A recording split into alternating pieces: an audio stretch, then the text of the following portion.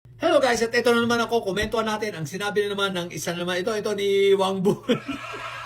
Basahin natin, nasa Visayas ang tindi ng bagyo pero nasa Davao ang ICI. Di ba bobo lang? Di ba kayo nagtataka? Basta napadikit na sa mga dutay at hinimod ang pit ng dutay, mga nagiging bobo kahit mga abogado.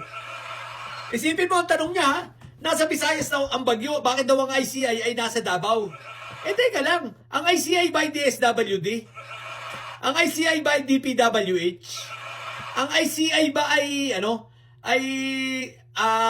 DR ang tawag nito? DRRMO. Di ba? Ang tanga lang, di ba? Ang ICI Attorney Wang Bu. Ang ICI ang trabaho ay hindi para mag-rescue. Hindi trabaho ng ICI para pumunta sa mga bagyo. Kaya huwag kang bobo. Ang trabaho ng ICI mag-imbestiga. Katulad ng mga dapat imbestigahan sa Davao. Kaya nasa Davao yun. Hindi porke may bagyo, hindi sila magpapatuloy sa trabaho nila. Ang tanga mo. Wang Bu na talaga, buwang na talaga to si ano pangalan nito?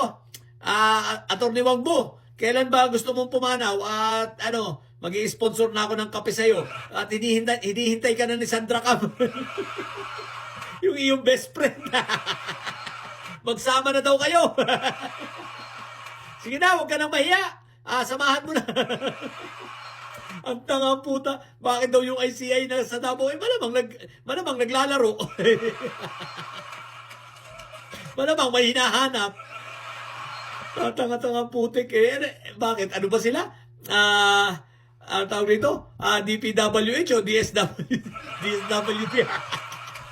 Yun lang. Ang kabubuhan nitong si Wang Bu talaga, no? Sa mga bubong ditilis dyan, gayahin nyo na. Si Binibini Baklanghari, ito si Atty. Wang Bu.